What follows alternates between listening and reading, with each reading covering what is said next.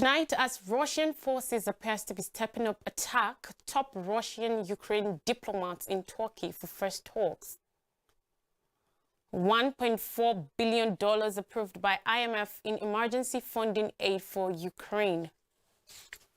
The United States denies Russia's claims of biowarfare labs in Ukraine. Still in Ukraine, Russian airstrike hit maternity hospital. Riots shake France's Corsican over assault on jailed nationalist. Good evening. Welcome to International News Desk Live. I am Lois Turaki. Russia's and Ukraine foreign ministers are set to have face-to-face talks in Turkey in the first high-level contact between the two sides since Moscow invaded its ex-Soviet neighbor last month. Officials from Kyiv and Moscow have held numerous rounds of talks, but the meeting on Thursday in the southern city of Antalya signifies the first time Russia has sent a minister for discussions on the crisis. Foreign Minister spokesperson Oleg Nikolenko in a tweet said Dmytro Kuleba, Ukrainian foreign minister, landed in Antalya for discussions on Russia ceasing hostilities and ending its war against Ukraine. His Russian counterpart Sergei Lavrov was also in Turkey.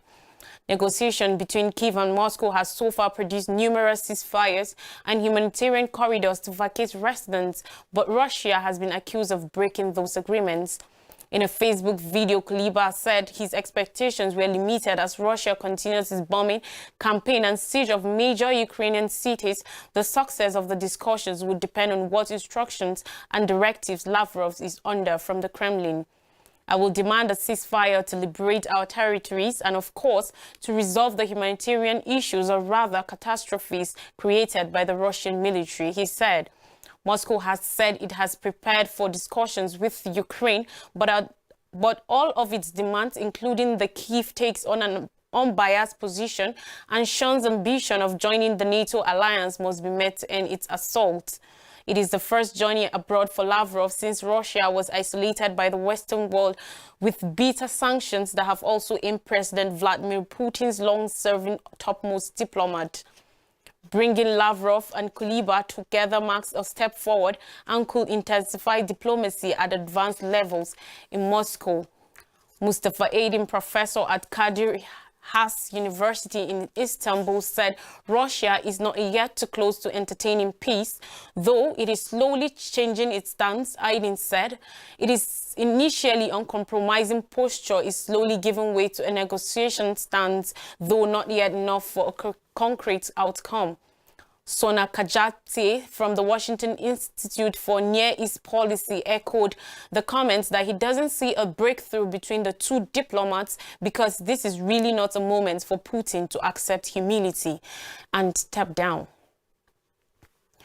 Now, Executive Board of the International Monetary Fund, IMF, says it has approved $1.4 billion in emergency aid support Ukraine in the wake of Russia's invasion, now in its third week.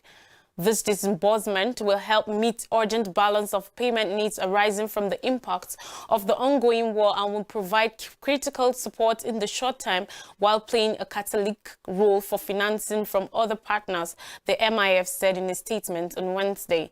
The Russian military invasion of Ukraine has been responsible for a massive humanitarian and economic crisis, predicting a deep recession in Ukraine this year, MIF Managing Director Kristalina Georgieva said after the meeting. Financing needs a large urgent and could rise significantly as the war continues, she said. Once the war was over, Ukraine was likely to need additional large support. The payment will be made under the IMF's Rapid Financing Instrument, RFI, which offers quick funding to member countries without the need for a full-fledged program.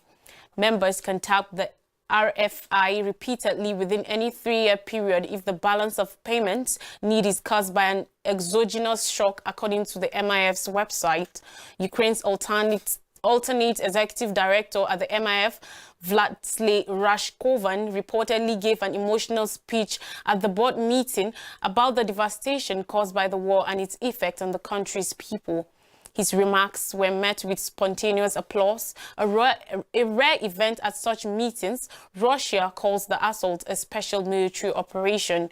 According to the MIF, the war had already caused very grave consequences, citing the evacuation of over 2 million people from the country in 13 days and massive annihilation of significant infrastructure. On Monday, the World Bank's executive board approved a $723 million package of loans and grants for Ukraine. Meanwhile, the United States has denied Russian allegations that Washington is operating biowarfare laboratories in Ukraine, calling the claims preposterous and cautioning that Moscow might pursue to use chemical or biological weapons during its continuing invasion on its neighboring country. On Wednesday, the U.S. denial came hours after Russia changed its accusations that Washington was working with Kyiv to advance biological weapons in the vicinity of the Ukraine-Russia border. White House Press Secretary Jen Psaki called the Russian allegation preposterous in a series of posts on Twitter and said it was Moscow that has a long and well-documented track record of using chemical weapons. This encompassed the attempted assassinations and poisoning of Russian President Vladimir Putin's political enemies like the Russian opposition leader Alexei Navalny, she said. The U.S. Department of State and the Pentagon also denounced the Russian claims. Ned Price, spokesperson for the Department of State, in a statement, accused Russia of inventing false pretexts in an attempt to justify its own horrific actions in Ukraine and said Washington was in full compliance with its obligations under the Chemical Weapons Convention and Biological Weapons Convention, and it does not develop or possess such weapons anywhere. Pentagon spokesperson John Kirby called the Russian accusation absurd, laughable, and a bunch of malarkey. The U.S. officials also accused China of echoing Moscow's conspiracy theories. More on Russian invasion. Sadly, on Wednesday, a Russian raid hit maternity and children's hospital in the Ukrainian city of Mariupol. Volodymyr Zelensky, Ukraine's president, reported the event as an atrocity, adding that children are among those stuck in the ruins of the destroyed building. Not more than 17 people are reported to be wounded, though the precise figure of fatalities and casualties are not yet known. Zelensky called on NATO military alliance to declare a no-fly zone over Ukraine, accusing them of seeming to be losing humanity. Mariupol City Council accused Russia forces of dropping several bombs from the air despite agreeing to a 12-hour ceasefire to allow refugees to evacuate a number of towns and cities. Prime Minister Boris Johnson, reacting to the attack, said the United Kingdom will hold Putin to account. Since the invasion, there have been casualties from both parties, leading many Ukrainians, including Nigerians, to flee to neighboring countries. Now, in France, over the assault of a nationalist figure in prison, violent clashes have broken out between protesters and police on France's Mediterranean island of Corsica. Yvan Colonna, who is serving a life sentence for the assassination in 1998 of Corsica's top regional official Claude Rignac, is presently in a coma after being beaten on March 2nd in jail by a fellow detainee serving time for terror offences. The incident has fueled anger on the island, where some still see Colonna, who was arrested only in 2003 after a 5-year manhunt that eventually found him living as a shepherd in the Corsican mountains as a hero in a fight for independence. Many protested overnight on Thursday in the major Corsican cities of Ajaccio, Calvi and Bastia, with the demonstrations speedily worsening into clashes with security forces, according to reports. Demonstrators assembly in Corti during a rally in homage to Colonna ensuing the assault of the pro-independence activists in the prison of Arles. In a bid to reduce tensions, on Tuesday, Prime Minister Jean Castex removed the status. Nonetheless, the move was seen as too little, too late by Colonna's supporters in Corsica. According to France's top anti-terror prosecutor, Jean-François Ricard, Frank Elog Abi had admitted to the assault, saying he had been angered by blasphemous statements made by Colonna while behind bars. More Stories says Australia plans to expand defense personnel by a third in 2040. Prime Minister Scott Morrison has declared Australia will diversify its active defense personnel by a third by 2040, describing the move as part of efforts to keep the country safe in a progressively ambiguous global environment. The force will rise by 18,500 personnel to 80,000 over the 18-year period at a cost of some 38 billion Australian dollars, $27 billion, Morrison said Thursday during a visit to an army barracks in Brisbane. The Prime Minister, who is likely to call a general election in May, told a news conference it was the biggest increase in the size of our defence forces in peacetime in Australian history. The Australian leader said some of the new troops will aid an imminent nuclear-powered submarine fleet promised under a new Australian-Britain-US defence alliance called AUKUS. Australia says it plans to arm the submarines with conventional weapons, but has yet to decide on the details of the program, including whether to opt for a fleet based on United States or British nuclear-powered attack submarines. Forged at a time of growing Chinese influence in the Pacific region, the AUKUS alliance will make Australia the only non-nuclear weapons power with nuclear-powered submarines capable of traveling long distances without evolving. The build-up of forces to be focused on uniformed troops will provide a credible deterrent from expansionist military threats, Defense Minister Peter Dutton said. Outside submarines, the fresh forces will be deployed in areas including space, cyber operations, naval assets, and land and sea-based autonomous vehicles, according to Dutton. On Thursday, Morrison said that the deployment of Navy, Army, and Air Force personnel across the flood-damaged East Coast will grow to 5,748 by the end of the day. Riots and snobs in Pacific Islands are growing wariness in China. Chinese Foreign Minister Wang Yi, flanked by senior diplomats in Beijing, addressed leaders from Pacific Island nations last October. The president of Kiribati, prime ministers of Fiji, Tonga and Niue, and the foreign ministers of Papua New Guinea, Vanuatu, Federated States of Micronesia and Solomon Islands appeared in windows on a screen. Their video summit meant to herald a new promise in China's relations with their region. But one leader stood Beijing up at what was the first ever China-Pacific Island countries foreign ministers meeting. Samoan Prime Minister Fiam Naomi Mataafa, who is also the country's foreign minister, did not attend the summit and sent a junior representative. The combined statement the participants issued at the end of the summit left Samoa, a country of about 200,000 people located 2,600 miles, 41,084 kilometers southwest of Hawaii, out altogether. Earlier, unreported snub was the latest sign of tensions crawling into China's ties with the sparsely populated Pacific Island nations, some of which are trying to reset economic relations with Beijing.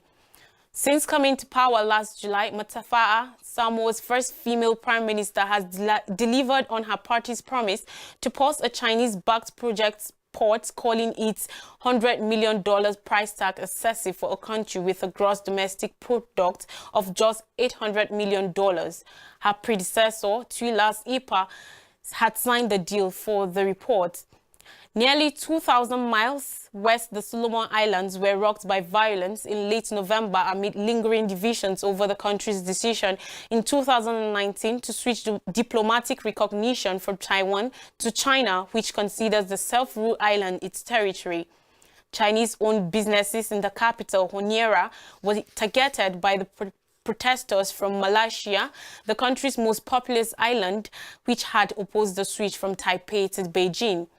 At the core of the protests were perceptions that the national government was trying to fold the regional administration, said Peter Konilera Jr., an opposition member of parliament in the Solomon Islands. In Africa, Ukrainian soldiers to withdraw from United Nations mission in Eastern Democratic Republic of Congo. An announcement was made on Tuesday by the United Nations that a contingent of 250 Ukrainian peacekeepers are to leave Eastern Democratic Republic of Congo and return to Ukraine.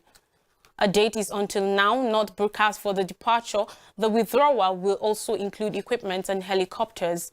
A local resident, Ridi Kibanda, said if they are leaving to fortify forces at home because things have intense lately, it is not a problem at all. They can leave to find a solution because it's not important to be with us in the Democratic Republic of Congo while things are burning at home. We will continue to pray for them so this war will end. We don't want this war to persist. Even if at home in the Democratic Republic, the war continues, but we don't want that. With the help of God, this war will end, added Justin Mahashi, a local vendor. Goma is in the eastern part of Democratic Republic of Congo and has been plagued by violence from dozens of armed groups for more than 20 years. In economy, Egypt declares the nation is to expand its sources of wheat. Mustafa Kemal Madbouli, Egypt's prime minister, announced the country is to expand its sources of wheat to avoid dependence on what he explained as specific sources for this product. The minister added that the country will be using its tactical reserves until the end of 2022. The announcement followed a ban on the export of wheat and other food staples announced by Ukraine. The Egyptian Prime Minister said, "I assure all Egyptians that we won't have any crisis at all or be compelled to buy from the international market until the end of this year. I am talking about the citizens' basic needs concerning the bread loaf. We, as the Egyptian state, won't be pressured at all to buy any shipments under the current price surges, as we will have a stock that will last." Lots of Egyptians rely on subsidized bread made with Ukrainian wheat.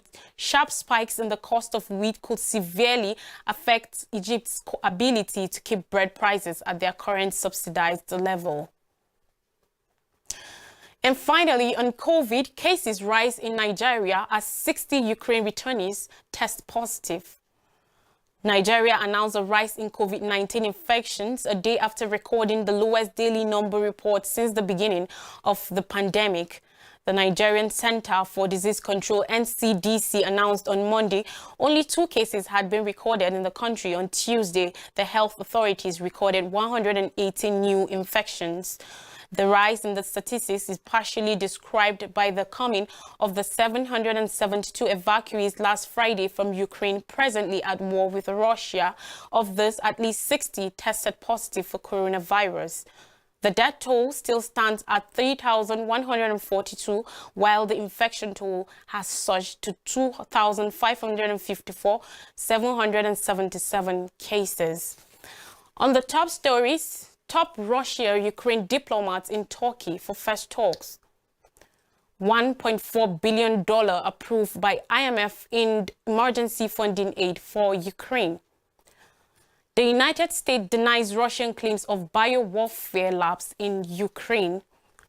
Russia airstrikes hit maternity hospital in Ukraine, and riots shake France's Corsica over assault on jailed nationalists. That's you up to date. Always remember, there is nothing impossible to they who will try. Thanks for the privilege of your time. Good night.